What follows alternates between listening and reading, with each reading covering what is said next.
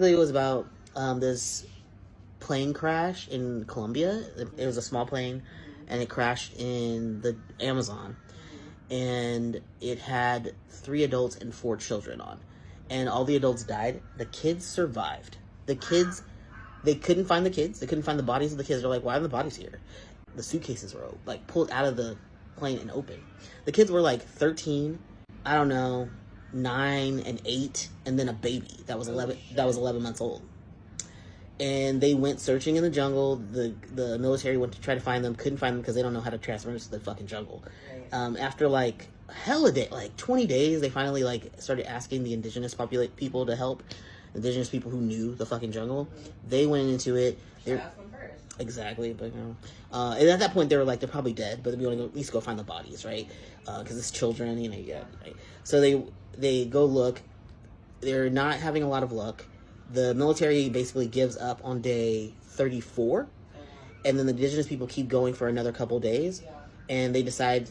It was so crazy because they're like, we got to do something drastic, and they decided to take ayahuasca, and they only had 2 doses, and they gave it to the stepfather. He was like father of 2 of the kids. And what we hear before this happens, we hear from the other family members that he was abusive to the mom, and so like.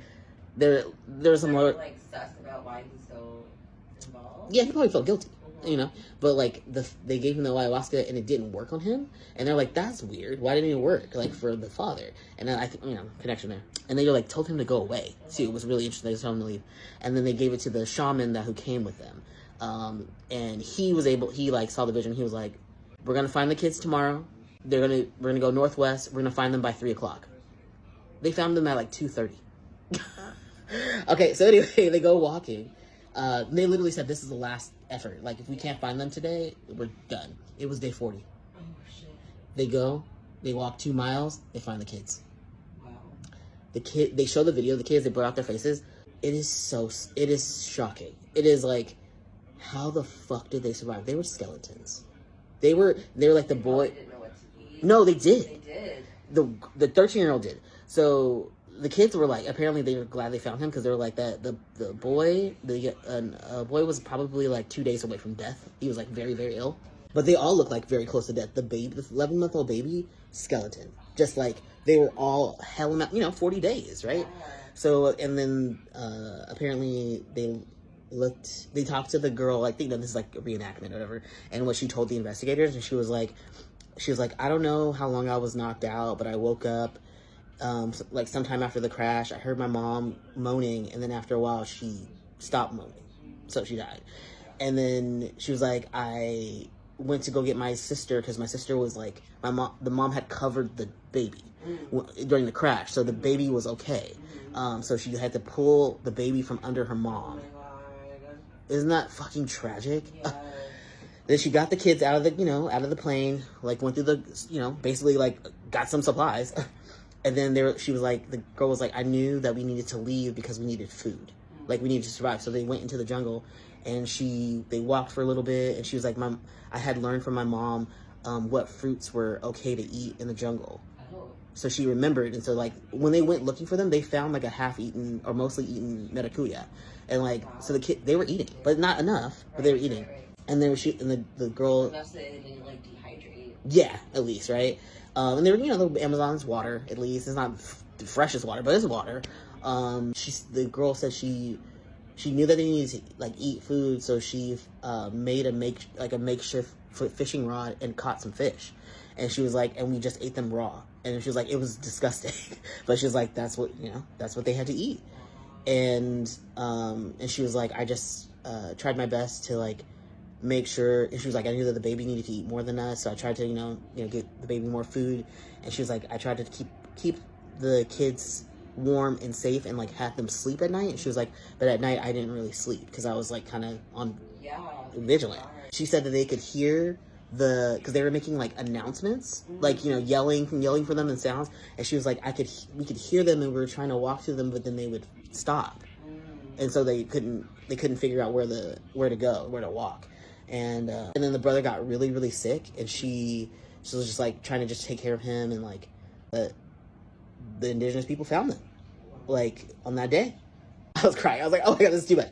The guy who like found them, he looked at them and was like, oh my god, and they look scared. You know, obviously, like, gone for 40 days. And he, like, told them he was, like, Familia. He, like, opened his arm Familia and went and hugged them. And I was like, the waterworks. I was like, oh my god. Just, like, and then they carried them back. And, like, they had footage of them carrying them. And I was just like, they are skeletons. It is so crazy how, like, resilient children are. At least when you have, like, maybe a teenager that has a little bit of skills. So crazy that they found them alive at 40 fucking days. And they airlifted them out, got them treatment. They're, like, I guess they're still in, like, state custody. So they get to visit their family, but they're still being taken care of by the state. And I'm sure that's because the family probably told about the dad. And it's like, don't have him take custody of them. Like, that's not a good situation.